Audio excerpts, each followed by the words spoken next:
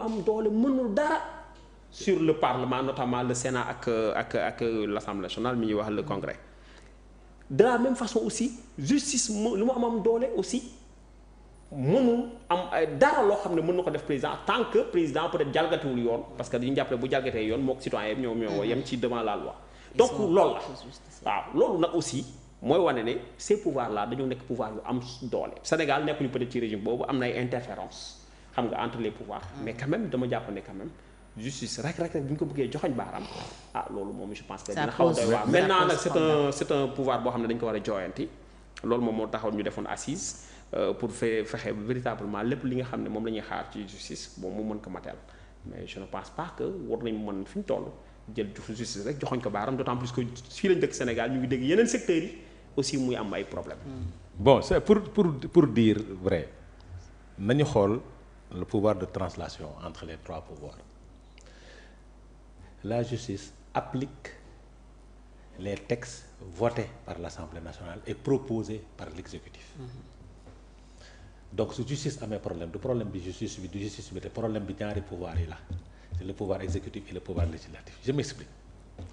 Le pouvoir exécutif c'est lui qui propose les textes et lois. Comme l'Assemblée nationale. Comme l'Assemblée nationale. L'Assemblée nationale c'est lui qui légifère. Le pouvoir judiciaire ne fait qu'exécuter.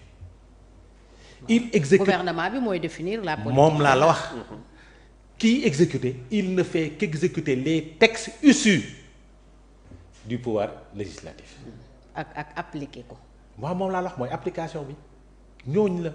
su texte yi baaxee proposition wala projet bu jógee ci exécutif wala as législatif bi su baaxee justice bi dina ñoŋ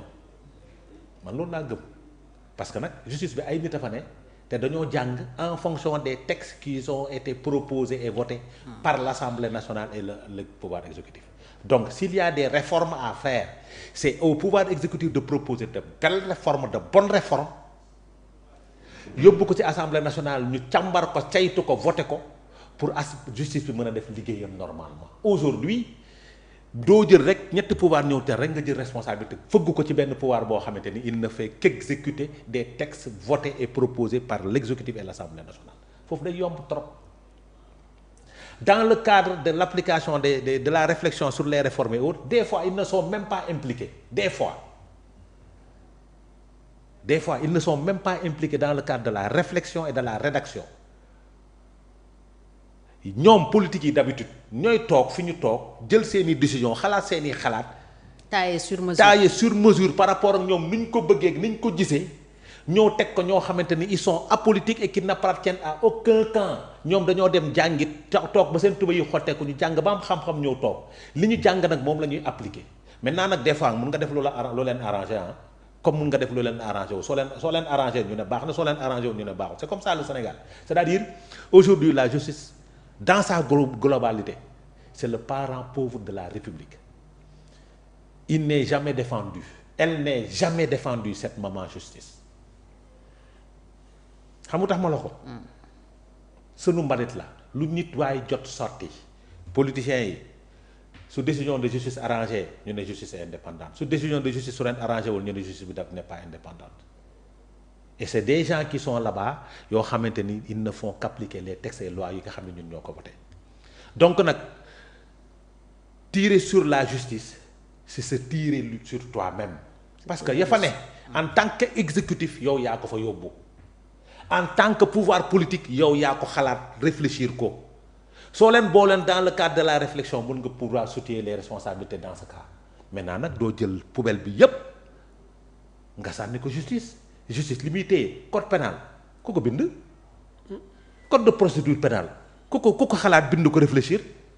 c'est ça la réalité ñoom ils ne font qu'exécuter appliquer le code pénal et le code de procédure pénale et les textes de loi yi wut ñoom ñoo te ñi koy xalaat ce sont les politiques yóbbu ko assemblée nationale sans ñu yóbbu jël ay justice assemblée nationale dem xool ay hommes de droit laaj leen la faisabilité ou non est-ce que mën na possible non dañuy ñëw rek def nii ñoom su boobaa lu ñu mën ils ne feront qu'appliquer ce que les textes ont dit. Alors dans ce cas précis maître rabat d'arrêt bu Ousmane Sonko mooy problème bi est-ce que comprendre nga attaque frontale bi mu def après le rejet de son rabat d'arrêt ci affaire Mame Mbaye Niang bi attaque frontale contre un pouvoir censé être indépendant. waaw mais moom la Adama wax léegi maanaam justice c'est le parent pauvre en tout cas ci pouvoir bi. Parce que tout simplement moo tax ça aurait été salutaire que les magistrats aient un syndicat xam naa ne bu ma ko waxee véritablement peut-être mën na secouer ñenn ñi parce que quand même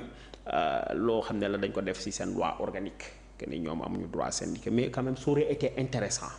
parce que quand même loolu dafay doon tax ñu am une liberté aussi également à chaque fois que. de ton à chaque fois que mu am loo xam ne dañ leen koy tuumaal wala loo xam ne. Véritablement attaque la bu jógee ci yeneen kii ñoom ñu mën a aussi riposter et puis aussi dafay doon ndëgër laay ci képp koo xam ne da nga fay liggéey nga am benn kiiraay ba nga xam ne